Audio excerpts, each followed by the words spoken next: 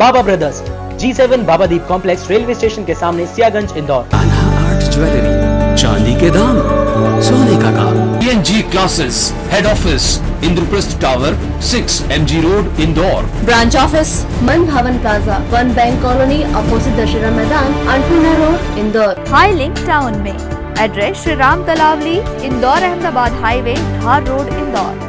Gupta Tutorials. Admission announcement for 2012-2013 for IIT JEE Pre-Medical and AIEEE. 3A Residency Area Manorama ganj, Indore. परंपरा संपूर्ण शिक्षा की खरे institute, 45 जती कॉलोनी, रामबाग, इंदौर।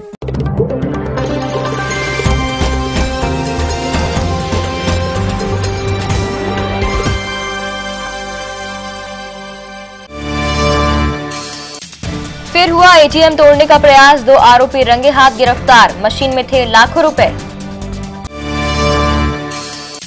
धीमी गति से बन रहे बीआरटीएस पर खुले चैम्बर में गिरने से बाइक सवार पिता पुत्र गंभीर घायल, परिजनों ने लगाया अफसरों पर लापरवाही का आरोप।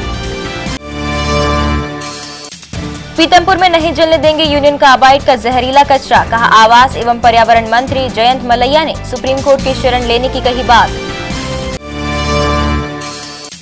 और सिमरोल के पास बनने वाले भारतीय प्रौद्योगिक संस्थान के निर्माण का रास्ता हुआ साफ, सभी बाधाएं हटी, 3 साल में बन जाएगी इमारत, संभागायुक्त ने किया मौका मुआयना।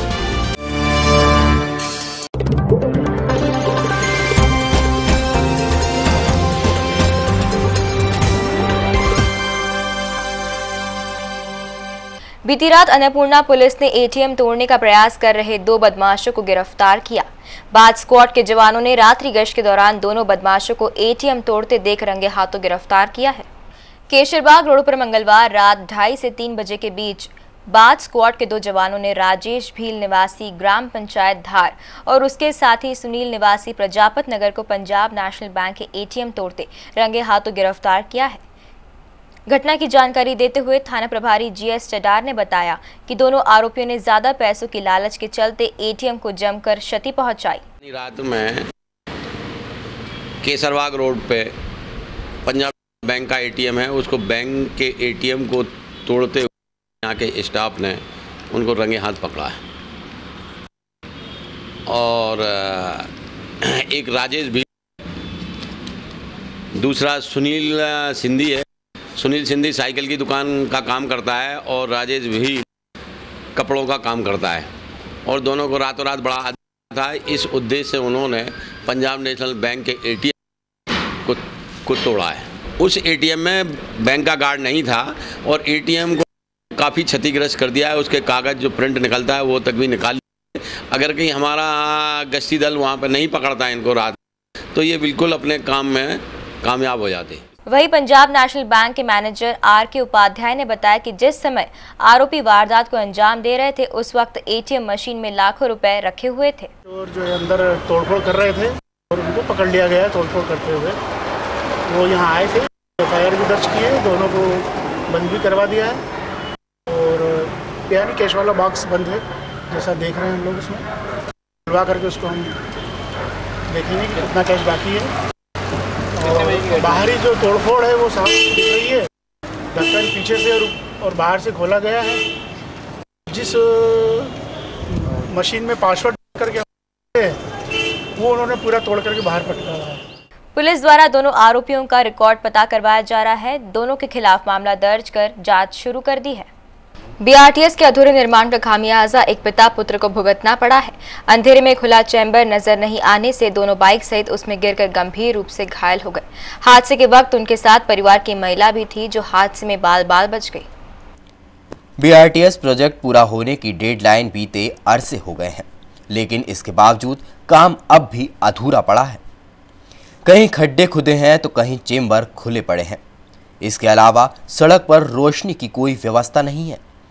यही वजह है कि कई लोग अब तक या तो हादसे का शिकार होकर गंभीर रूप से घायल हो गए हैं या फिर मौत के मुंह में समा चुके हैं। मंगलवार रात बड़ी ग्वालटोली निवासी जगदीश अपनी पत्नी अनीता और बेटे विकास के साथ गीता भवन से घर जा रहे थे। सुयश हॉस्पिटल के सामने खुले चेम्बर में तीनों गाड़ी सहित जा गिरे। हादसे में जगदीश और विकास गंभीर रूप से घायल हो गए। हादसे के बाद दोनों को सुयश अस्पताल में इलाज के लिए भर्ती किया गया है। अस्पताल में परिजनों ने मीडिया के सामने कहा कि अफसरों की लापरवाही का खामियाजा उन्हें भुगतना पड़ रहा है। हालांकि घायल जगदीश की पत्नी का कहना है कि हादसे की वजह किसी बाइक सवार द्वारा टक्कर मारना है। हालांकि मामले में देर रात तक किसी तरह की कोई शिकायत थाने में दर्ज नहीं हुई थी। इंदौर के स्टूडेंट्स में काफी पोटेंशियल है, ये कहना है IIT गुरु सुपर 30 आनंद कुमार का। आनंद का मानना है कि IT हब के रूप में उभर रहे इंदौर में IT कंपनियों को उनकी उम्मीद से बेहतर प्रतिभाएं मिलेंगी। सुपर 30 के संचालक IIT गुरु आनंद कुमार मंगलवार रात इंदौर में थे। प्रेस क्लब में पत्रकारों से औपचारिक मुलाकात करने पहुंचे आनंद ने मीडिया से चर्चा भी की। उन्होंने कहा कि इंदौर के छात्रों में पोटेंशियल है, साथ ही शहर का माहौल ऐसा है जो स्टूडेंट्स को मोटिवेट करता है। आनंद ने कहा कि IT कंपनियों को यहाँ एक से बढ़कर एक प्रतिभाएं मिलेंगी। हाँ, इस शहर में काफ़ी लोगों का पोटेंशियल है। सबसे बड़ी बात इस शहर में और भारत के अन्य शहरों की तुलना में मैंने देखा कि इसके जितने भी रहने वाले इंदौर और उसके आसपास के लोग हैं काफ़ी मिलनसार हैं और सबसे बड़ी बात की काफ़ी उत्सुक है, क्यूरियस है, ज्ञान के प्रति इन्हें भूख है। सबसे ज़्यादा इंक्वायरी और ईमेल कहीं से हमारे देश में आता है तो इंदौर से आता है। जो बच्चे पढ़ना चाहते हैं उनमें ये बात की ललक है कि हम भी एक सपना संयोजा है, कैसे पढ़ाई की जाए ताकि IIT तक पहुँचे। आनंद ने सुपर 30 का लाभ इंदौर के स्टूडेंट्स को मिलने के सवाल पर कहा कि उनकी इच्छा है कि वह एक टेस्ट आयोजित कर टैलेंटेड स्टूडेंट को अपने राज्य ले जाकर IIT के लिए तैयार करें। आनंद ने कहा कि उन्होंने सुपर 30 के प्रदेश में स्थापित होने के लिए सरकार से मदद भी मांगी है। पूरे मध्य प्रदेश से बच्चे आए, यहाँ बैठे परीक्षा में पार्टिसिपेट करें। जो बच्चे धन परिवार के हैं उनका मैं सिलेक्शन करके प्रयास करूंगा कि बिहार ले जाऊं और उन्हें IITian बना के वापस फिर उनके साथ। मंगलवार रात करंट लगने से एक युवक की मौत हो गई। युवक की मौत के बाद मृतक के परिजनों ने MY अस्पताल में जमकर हंगामा मचाया। घटना वाणगंगा थाना क्षेत्र के महेश यादव नगर की है। मंगलवार रात यहां रहने वाले नीतू यादव को उसका किराएदार इलाज के लिए MY अस्पताल लेकर आया, जहां डॉक्टरों ने उसे मृत घोषित कर दिया। नीतू की मौत का कारण करंट लगना बताया गया। जिस वक्त यह हादसा हुआ, नीतू के परिवार के लोग एक विवाह समारोह में भाग लेने गए थे। उन्हें जब हादसे का पता चला तो वे MY अस्पताल पहुंचे। MY अस्पताल में जैसे ही परिजनों को नीतू की मौत की सूचना मिली, उन्होंने हंगामा कर दिया।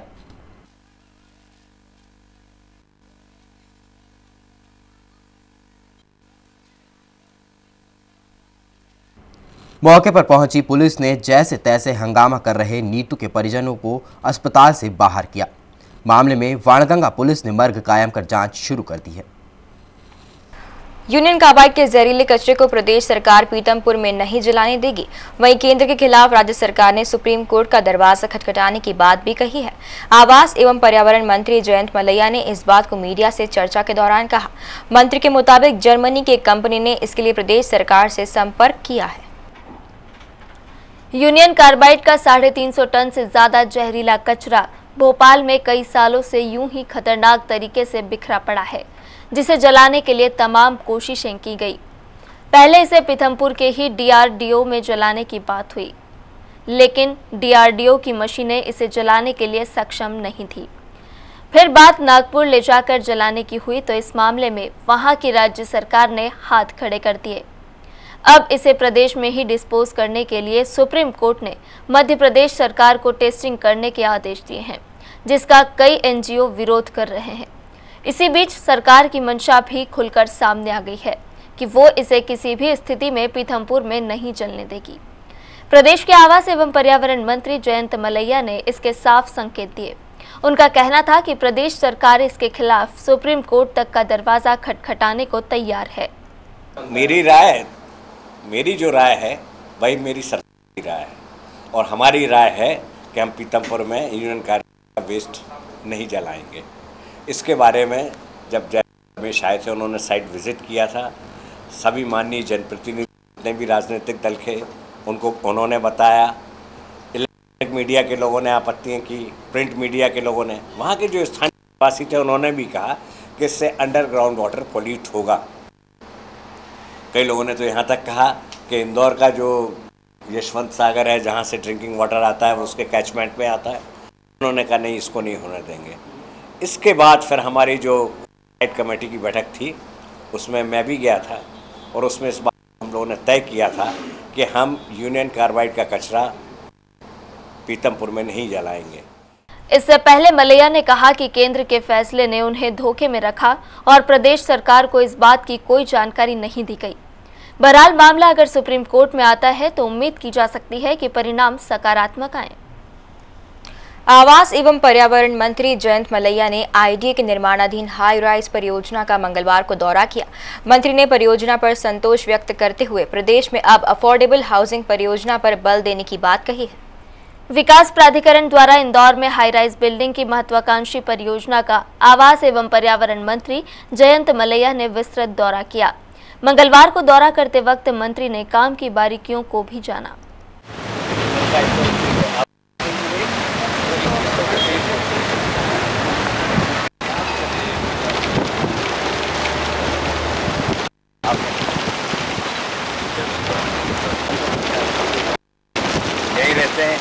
खाना भी यही खाते हैं। मीडिया से चर्चा करते हुए मंत्री मलैया ने कहा कि सरकार अब आने वाले वक्त में गरीबों के लिए मकान बनाने पर जोर दे रही है, जिसका भोपाल में बड़े स्तर पर काम शुरू भी किया जा चुका है। वहीं इंदौर में भी इसका श्री गणेश किया जा रहा है। मंत्री के मुताबिक सरकार हर गरीब आदमी को मकान देने की परियोजना पर गंभीरता से विचार कर रही है। अलग अलग किस्म के प्रोजेक्ट हर जगह चल रहे हैं। हाँ, हमारा अभी पूरा जोर अफोर्डेबल हाउसिंग के ऊपर। इसके लिए शासन ने एक बनाई है कि जो भी विकास प्राधिकरण या हाउसिंग बोर्ड गरीबों के लिए घर बनाने के लिए जगह देगा मांगे तो राजस्व विभाग 1 रुपया स्क्वायर फीट के ऊपर ज़मीन देंगे। यह बताते हुए प्रसन्नता है कि भोपाल विकास प्राधिकरण ने प्रारंभ कर दिया है और वो लगभग 1500 भवन इस प्रकार है। मैं समझता हूँ इंदौर विकास प्राधिकरण इस तरह भी घर बनाए, प्रोजेक्ट्स बनाए। गौरतलब है कि आईडीए ने स्कीम नंबर 140 में हाई राइज परियोजना पर अब तेजी से काम करना शुरू कर दिया है। और इसी के साथ लेते हैं एक छोटा सा ब्रेक।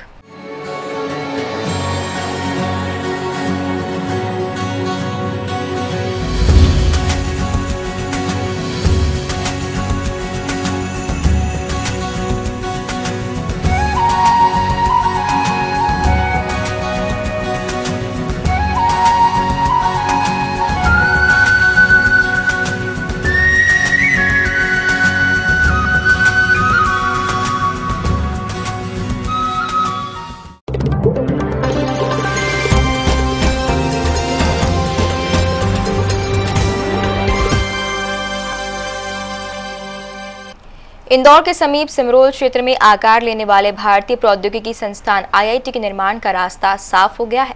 निर्माण में आ रही करीब सभी बाधाओं को दूर कर लिया गया है। करीब 500 एकड़ भूमि में 750 करोड़ की लागत से निर्मित होने वाले इस संस्थान में किसी प्रकार की अड़चनें नहीं आई तो 3 साल के भीतर संस्थान बनकर जमीन पर खड़ा नजर आएगा। हालांकि यह संस्थान अभी तक बनकर तैयार हो जाना था, लेकिन जमीन सहित अन्य बाधाओं के चलते इसका निर्माण शुरू नहीं हो पाया है। इधर संभागायुक्त प्रभात पाराशर ने मंगलवार को अफसरों की फौज के साथ मौका मुआयना भी किया और बच्ची कुची बाधाओं को दूर करने के निर्देश भी दिए।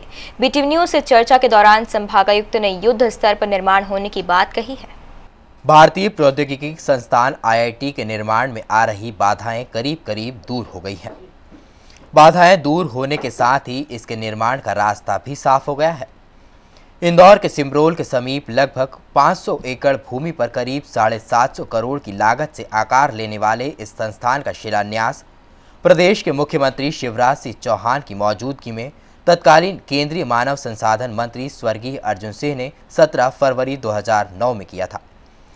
यह संस्थान अभी तक बनकर तैयार हो जाना चाहिए था, लेकिन वन व अन्य भूमि को लेकर विवाद, अतिक्रमण और अन्य बाधाओं के चलते अभी तक इसका निर्माण कार्य शुरू नहीं हो पाया है। यही नहीं, संस्थान का शिलान्यास पत्थर भी गायब हो गया है। शिलान्यास पत्थर के नाम पर टूटे फूटे ईंट के टुकड़े जरूर मौजूद हैं।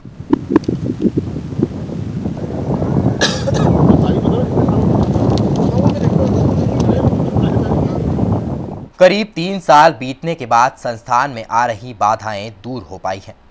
संस्थान के निर्माण कार्य को भूमि से ऊपर लाने के लिए मंगलवार को संभागायुक्त प्रभात पाराशर ने आईआईटी के रजिस्ट्रार राजशेखर, जिला पंचायत के सीईओ गोपाल डांड के साथ मौका मुआयना किया। संभागायुक्त ने बची कुची बाधाओं को अविलंब दूर करने के निर्देश भी दिए। Demolition, they do the demolition. We'll start from here only, sir. We will definitely start from here.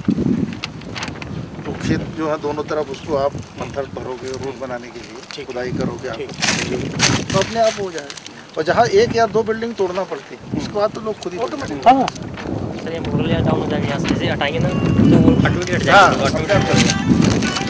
थोड़ा बहुत विरोध होगा, देखें। नहीं सर, कोई विरोध नहीं सर, बहुत अच्छा मैनेज किया हुआ है सर, मतलब वो किसी का कोई विरोध नहीं। वहाँ पे एग्रीकल्चर का कुछ ट्रैक्टर सर। संभागायुक्त ने बीटीवी न्यूज से चर्चा में कहा कि बाधाएं करीब करीब दूर हो गई हैं। उन्होंने युद्ध स्तर पर निर्माण कार्य शुरू किए जाने की बात भी कही है। इंदौर में IIT 4 वर्ष पहले प्रारंभ हुई है। अभी ये यूनिवर्सिटी कैंपस में, महू में, अलग अलग कैंपस में संचालित हो रही है। इसे राज्य शासन ने सिमरौल के पास 500 एकड़ भूमि अलॉट की है, जिसमें से 200 एकड़ फॉरेस्ट की थी और फॉरेस्ट क्लियरेंस भी करीब करीब पूरा होने की स्थिति में है। भूमि का कब्जा IIT को दिया जा चुका है। जो फॉरेस्ट की ज़मीन बचती है उसका कब्जा भी जैसे ही क्लियरेंस होता है दिया जाएगा। अब यहाँ ये करीब 750 करोड़ रुपए का इंफ्रास्ट्रक्चर का काम शुरू करने जा रहे हैं। तो आज का हमारा जो विज़िट था उसका उद्देश्य यही था कि क्लियर लैंड का डिमार्केशन हो जाए और जो सामने अतिक्रमण है, जो 100 फीट रोड है, 2 रोड्स हैं, उसके जो अतिक्रमण है उनको हटाने का अभियान प्रारंभ किया जाए। और हम चाहेंगे कि जल्दी से जल्दी कैंपस अपने पूरे स्वरूप में आ जाए। 500 एकड़ भूमि पर आकार लेने वाले इस संस्थान में सभी आधुनिक सुविधाएं होंगी। इसके साथ ही एकेडमिक कॉम्प्लेक्स, हॉस्टल, लाइब्रेरी, रहवासी कॉम्प्लेक्स और भव्य भवन सहित अन्य निर्माण होंगे। IIT के रजिस्ट्रार कर्नल राजशेखर ने BTV न्यूज़ को बताया कि निर्माण में अब कोई खास बाधा नहीं है। बाउंड्री वॉल के लिए टेंडर भी जारी कर दिए गए हैं। आज हमने कमिश्नर साहब से रिक्वेस्ट किया था कि ये जो डिमार्केशन के इश्यू और इंक्रोचमेंट के इश्यू इसको रिजॉल्व करने के लिए वो तकरीबन रिजॉल्व हो चुके हैं आज विजिट में। और हमारा जो बाउंड्री वॉल का जो टेंडर है वो फाइनलाइज हो चुका है और कुछ ही दिनों में यहाँ पे बाउंड्री वॉल शुरू हो जाएगा। बहरहाल यदि सब कुछ ठीक ठाक रहा तो 3 साल में वर्तमान में खाली पड़ी विशाल भूमि पर IIT खड़ा नजर आएगा। IIM के बाद IIT के रूप में इंदौर को बड़ी सौगात मिलेगी। इसके बनने से शिक्षा, रोजगार और उद्योग सहित अन्य बहुआयामी रास्ते भी खुल जाएंगे। कैमरामैन रवि पाठक के साथ अनिल शुक्ला की रिपोर्ट। शहर में गर्मी के आते ही लोग एक और जहां जल संकट से जूझ रहे हैं, वहीं जिन इलाकों में पानी मिल रहा है वहां भी लोग संतुष्ट नहीं हैं। नगर के पश्चिम इलाके के जूना रिसाला क्षेत्र में जो पानी की आपूर्ति की जा रही है वह पीने योग्य नहीं है। इसके अलावा कुछ बच्चों ने गंदे पानी से स्नान किया, वे चर्म रोग की चपेट में आ गए। शहर में अब पीने का पानी भी शुद्ध नहीं मिल रहा है। निगम लोगों से जलकर की वसूली तो कर रहा है, लेकिन पानी गंदा और ड्रेनेज युक्त दे रहा है। नगर में पीने का पानी नलों से कैसा आ रहा है, इसे भी देखें। ये भी ले ले।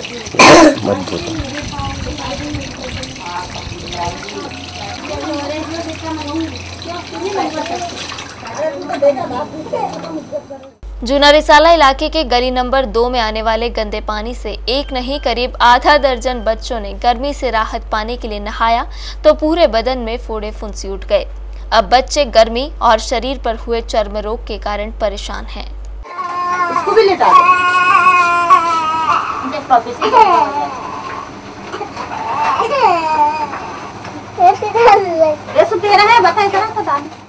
जूना रिसाला के रहने वालों ने बताया कि विगत कई दिनों से ऐसा ही पानी आ रहा है। जनप्रतिनिधियों को नलों से गंदा पानी आने की शिकायतें तो कर दी गई है, लेकिन शिकायत के बाद भी समस्या का हल नहीं हुआ है।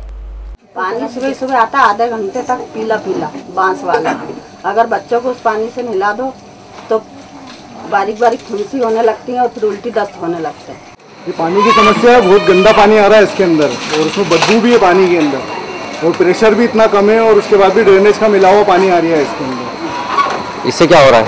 यहाँ के सब ये बच्चे जो है बीमार पड़े हुए अस्पतालों के चक्कर लगाना पड़ रहे हैं, इतनी लंबी लंबी लाइनों में बैठना पड़ रहा है बच्चों को और बड़े भी सब बीमार पड़े हुए हैं। सबको बुखार, उल्टी, दस्त की शिकायतें हो रही हैं। जूना रिसाला क्षेत्र में गंदा पानी आने के कारण लोग परेशान तो हैं और जलकर का बिल भी पूरा भरा जा रहा है और निगम सुविधाएं कैसी दे रही है, यह सवाल बना हुआ है।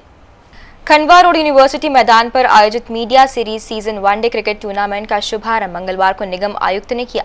टूर्नामेंट में अपने पहले लीग मैच में बीटीवी न्यूज की टीम ने एसजेएमसी की टीम को रोमांचक मुकाबले में हराते हुए शानदार आगाज किया। खंडवा रोड मैदान पर मीडिया सीरीज क्रिकेट टूर्नामेंट का शुभारंभ पूर्व आईटी अध्यक्ष मधु वर्मा, जर्नलिज्म डिपार्टमेंट के हेड एमएस परमार की मौजूदगी में निगम आयुक्त योगेंद्र शर्मा ने किया। औपचारिक उद्घाटन के बाद मंगलवार को बीटीवी न्यूज और एसजेएमसी सहित 3 और अन्य मुकाबले खेले गए। बीटीवी की टीम ने एसजेएमसी की टीम को रोमांचक मुकाबले में हरा दिया। बीटीवी न्यूज ने निर्धारित ओवरों में 97 रन बनाए। विरोधी टीम लक्ष्य का पीछा करने में असफल रही और 87 रन बनाकर पेविलियन लौट गई। बीटीवी के नीलेश करोसिया को शानदार 70 रनों की पारी के लिए मैन ऑफ द मैच का पुरस्कार दिया गया। यूनिवर्सिटी मैदान पर आयोजित क्रिकेट टूर्नामेंट में मीडिया हाउस की 16 टीमें 20 तारीख तक अपने मुकाबले खेलेंगी। छात्र संगठनों से जुड़े नेताओं के दबाव में नहीं आना और उनके कहे अनुसार गलत कार्य नहीं करना होलकर विज्ञान महाविद्यालय के प्राचार्य डॉक्टर एसएल गर्ग को भारी पड़ गया है। छात्र संगठनों के दबाव में नहीं आने और राजनीति के चलते डॉक्टर गर्ग का सजा के तौर पर शासकीय कला एवं वाणिज्य महाविद्यालय में तबादला कर दिया गया है। इसी कॉलेज के प्राचार्य डॉक्टर आर.के. तुगनावत को होलकर कॉलेज की कमान सौंपी गई है। होलकर विज्ञान महाविद्यालय में बेहतर व्यवस्था और शिक्षा पर छात्र संगठनों की राजनीति सिर चढ़कर बोल रही है। इसकी ताजी मिसाल है कॉलेज के प्राचार्य डॉक्टर एसएल गर्ग का तबादला। अखिल भारतीय विद्यार्थी परिषद और एनएसयूआई सहित अन्य छात्र संगठनों के कुछ नेताओं के कहने पर अपने चहेते फेल विद्यार्थियों को पास नहीं करना, मनचाहा प्रवेश नहीं देना और दबाव में आकर अन्य गलत कार्य नहीं करना कॉलेज के प्राचार्य डॉक्टर गर्ग को भारी पड़ गया है। भारी राजनीति दबाव के बाद सजा के तौर पर उनका शासकीय आर्ट एंड कॉमर्स कॉलेज में तबादला कर दिया गया है। विदा हुए कॉलेज के प्राचार्य डॉक्टर एसएल गर्ग ने बीटीवी न्यूज को बताया कि शासन ने जो भी निर्णय लिया है उसका वे पालन करेंगे। साथ ही उन्होंने यह भी जोड़ा कि देश के पूर्व राष्ट्रपति डॉक्टर एपीजे अब्दुल कलाम को अच्छे कार्य के लिए कॉलेज में लाने का शायद उन्हें पुरस्कार मिला है। शासकीय प्रक्रिया है तो और चूँकि हम शासकीय सेवक हैं तो जो शासन ने किया वो मंजूर है और शासकीय कला वाणिज्य महाविद्यालय में मैं कल अपना कार्यभार ग्रहण कर लूँगा। छात्र पढ़ाई करें ये सबसे बढ़िया है। बस मैं तो यही संदेश देना चाहूँगा, मेहनत करें, पढ़ाई करें और राजनीति से दूर रहें। ट्रांसफ़र के पीछे लोकल राजनीति है और मैं सोचता हूँ कि शायद ये कलाम साहब से जैसी हस्ती को मैंने बुलाया उसका पुरस्कार है। मतलब ये मेरा को पुरस्कार मिला तो शायद कॉलेज में कोई अच्छे कार्यक्रम करना ही नहीं चाहिए, ऐसा मेरे को सीख मिली। और क्या इधर डॉक्टर गर्ग के तबादले ने यह साबित कर दिया है कि बेहतर व्यवस्था और शिक्षा पर राजनीति लगातार हावी होती जा रही है। शिक्षा के क्षेत्र के लिए यह ठीक नहीं मानी जा रही है। ऐसे कॉलेज में आंदोलन के चलते जिस प्रकार का माहौल खड़ा कर दिया गया था उसके चलते प्राचार्य डॉक्टर गर्ग की विदाई तय मानी जा रही थी। छात्र संगठन के नेताओं के दबाव और राजनीति से तंग आकर प्राचार्य डॉक्टर गर्ग ने कॉलेज की स्वायत्तता समाप्त करने का जो निर्णय लेकर प्रस्ताव को उच्च शिक्षा विभाग को भेजा था उससे कॉलेज में गरमाई राजनीति पर घी का काम किया। स्वायत्तता समाप्त करने के विरोध में छात्र संगठन न केवल खुलकर मैदान में आए बल्कि उन्होंने आंदोलन भी छेड़ दिया। इस आंदोलन में छात्र संगठनों के कुछ नेताओं ने बाहरी तत्वों को प्राचार्य के खिलाफ लड़ाई लड़ने में खास तौर पर अपना हथियार बनाया। छात्र संगठनों के साथ ही कॉलेज की जनभागीदारी समिति के कुछ सदस्यों ने भी अपने अपने कारणों से कॉलेज के प्राचार्य के खिलाफ मोर्चा खोल दिया था। बताते हैं कि पूर्व राष्ट्रपति डॉक्टर एपीजे अब्दुल कलाम के कार्यक्रम में मंच पर सभी सदस्यों को बैठने का मौका नहीं मिलने की वजह से सदस्य नाराज थे। कांग्रेस के क्षेत्रीय विधायक होने के नाते अश्विन जोशी को मंच पर स्थान देना भी विरोधियों को रास नहीं आ रहा था। इधर आंदोलन के साथ शासन स्तर पर भोपाल में उच्च स्तरीय दबाव भी बनाया गया। राजनीतिक दबाव का नतीजा यह रहा कि सोमवार की रात उच्च शिक्षा विभाग ने होलकर कॉलेज के प्राचार्य डॉक्टर गर्ग का तबादला आदेश जारी कर शासकीय वाणिज्य महाविद्यालय का प्राचार्य बना दिया। आदेश के तहत इसी कॉलेज के प्राचार्य डॉक्टर आर.के. तुगनावत को होलकर कॉलेज की कमान सौंपी गई। गौरतलब है कि प्राचार्य डॉक्टर गर्ग ने बीटीवी न्यूज से पूर्व में चर्चा के दौरान साफ तौर पर कहा था कि गलत कार्यों के लिए छात्र संगठनों का खासा दबाव रहता है। उन्होंने कुछ नामों का बेबाक होकर खुलकर खुलासा भी किया था। स्थानीय नेता जो छात्र नेता कहलाते हैं वे दबाव बनाते हैं, प्रवेश के समय दबाव बनाते हैं कि साहब ये तो ऑटोनॉमस कॉलेज है, आपको ही करना है, प्रिंसिपल को करना है, प्रोफेसर को करना है, आप हमारा एडमिशन कर लो, आप हमारे बच्चे को पास कर दो, हमारे बच्चे को फेल कर दो, या आपने रिजल्ट ख़राब कर दिया। मैं जब बीएससी फर्स्ट ईयर में पढ़ता था 66 में, तो बीएससी फर्स्ट ईयर का रिजल्ट 7% आता था। अभी हमारा रिजल्ट 73% है। उसके बावजूद बच्चे कह रहे हैं कि कम है रिजल्ट। तो क्या 100% किया जाता, फिर 100% रिजल्ट किया जाता, बिना परीक्षा लिए कर दिया जाए? क्यों परीक्षा ली जाए? परीक्षा सिस्टम ही बंद कर दी जाए। तो बच्चों के रोज़ ये दबाव रहते हैं। हर गुट आता है, वो बोलता है साहब मेरे गुट के बच्चों को पास कर दो आप, तो चाहे वो गौरव रणदिवे का गुट हो, दीपेंद्र पाल का या पंडित का ग्रुप हो, किशोर जाट सतीश चौहान का ग्रुप हो, या NSUI के जावेद खान का गुट हो। महाविद्यालय में एक गुट हैं छात्रों के, और उनका हमेशा ही दबाव रहता है कि मेरे बच्चों को पास कर दो, मेरे बच्चों का एडमिशन कर दो, अन्यथा हम आपके खिलाफ कार्रवाई करेंगे। और इसी के साथ लेते हैं एक छोटा सा ब्रेक।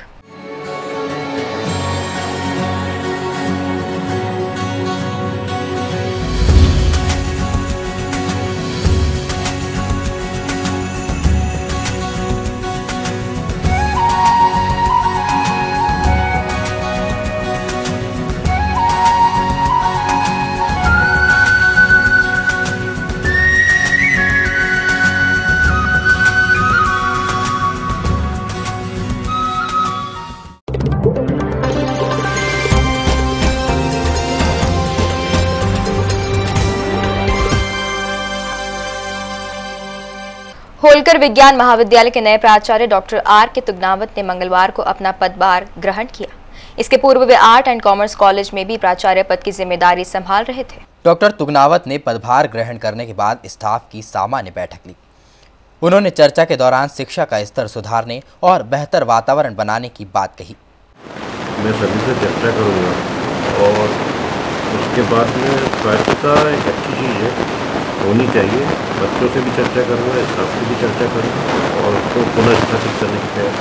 महाविद्यालय में महाविद्यालय के छात्र प्रवेश करें, बाहर के छात्रों को तो प्रवेश करना भी नहीं चाहिए, और उस संबंध में जो निर्णय पहले लिए गए वही लागू रहेंगे और बाहरी छात्रों का प्रवेश जो है।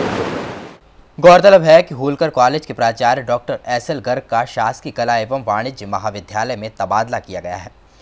डॉक्टर गर्ग के स्थान पर डॉक्टर तुगनावत को होलकर कॉलेज भेजा गया है। वन विभाग के इंदौर रेंज के कर्मचारियों ने बेटमा मार्ग से एक ट्रक में अवैध रूप से परिवहन करके ले जाई जा रही लकड़ी बरामद की है। कर्मचारियों ने अवैध लकड़ी के साथ गौतमपुरा निवासी एक युवक को भी हिरासत में लिया है। पिछले कुछ माह से सुस्त पड़े वन विभाग के कर्मचारियों के हाथ मंगलवार को एक सफलता लगी। इंदौर रेंज के कर्मचारियों ने बेटमा रोड से ट्रक MP09 HF1499 को पकड़ा। ट्रक में लकड़ियां ढोई जा रही थी। वन विभाग ने लकड़ी को जब्त करने के साथ ही चालक मोहन पटेल निवासी गौतमपुरा को हिरासत में लिया है।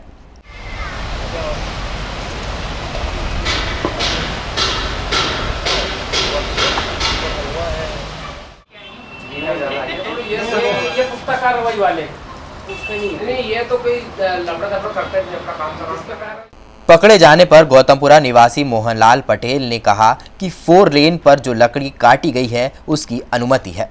इंदौर से पिडोल तक का है। पिडोल तक का 4 लेन जो बन रहा है। हाँ। तो उसमें क्या है? सभी तरह की लकड़ी है और क्या? तो काट रहा है। काट रहे हो? कौन काट रहा है? कौन काट रहा है? जिसने 4 लाइन उन्होंने ठेका दिया वो ठेकेदार को उसको पेड़ काटने की अनुमति है। सब कट गए, वो तो 4 लाइन बन गई, उसमें जो बचा वो कट रही है। तो अनुमति क्यों नहीं है? रेंजर राकेश लहरी ने बताया कि हिमाचल बीट में कर्मचारी गश्त कर रहे थे।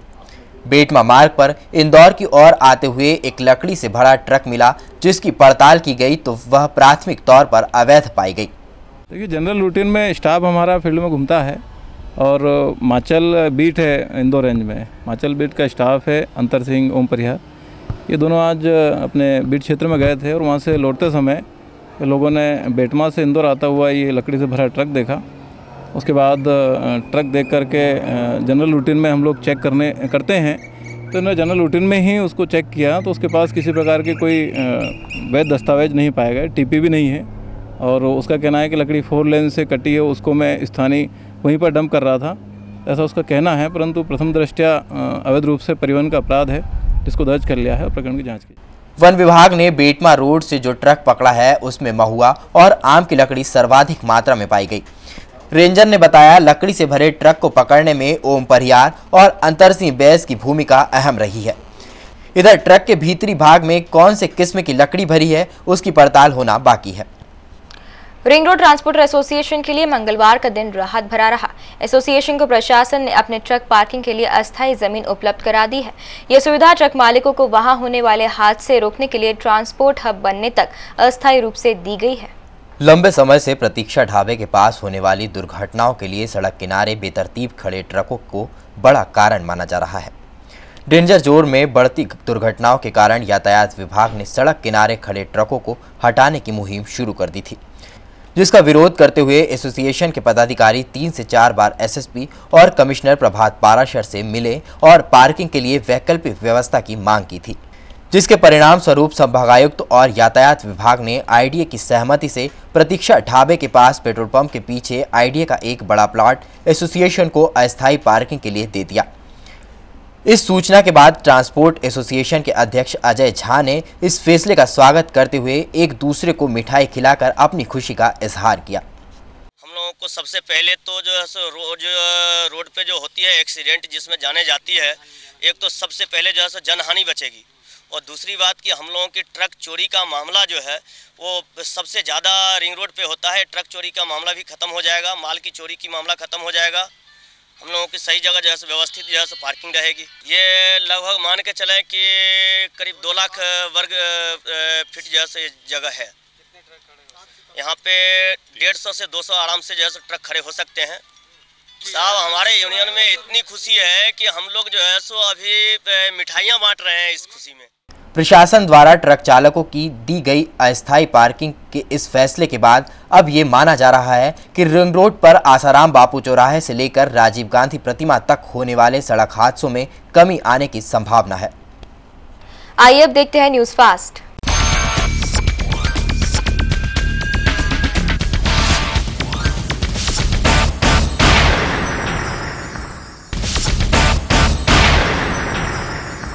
तेजाजी नगर चौराहे के पास हुई एक सड़क दुर्घटना में लोडिंग रिक्शा चालक की मौत हो गई। भवरकुआ पुलिस के मुताबिक नंदानगर निवासी पंकज शर्मा अपनी लोडिंग रिक्शा में ऑक्सीजन गैस सिलेंडर भरकर तेजाजी नगर चौकी से गुजर रहा था, तभी अचानक गाड़ी पलट गई और सिलेंडर के नीचे दबने से ड्राइवर पंकज की मौत हो गई। भवरकुआ पुलिस ने मर्ग कायम कर जांच शुरू कर दी है।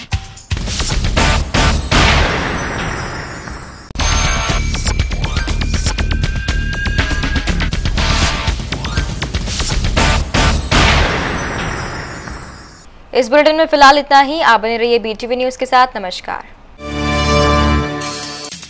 फिर हुआ एटीएम तोड़ने का प्रयास, 2 आरोपी रंगे हाथ गिरफ्तार, मशीन में थे लाखों रुपए। धीमी गति से बन रहे बीआरटीएस पर खुले चैम्बर में गिरने से बाइक सवार पिता पुत्र गंभीर घायल, परिजनों ने लगाया अफसरों पर लापरवाही का आरोप। पीतमपुर में नहीं जलने देंगे यूनियन कार्बाइड का जहरीला कचरा, कहा आवास एवं पर्यावरण मंत्री जयंत मलैया ने सुप्रीम कोर्ट की शरण लेने की कही बात। और सिमरोल के पास बनने वाले भारतीय प्रौद्योगिक संस्थान के निर्माण का रास्ता हुआ साफ, सभी बाधाएं हटी, 3 साल में बन जाएगी इमारत, संभागायुक्त ने किया मौका मुआयना।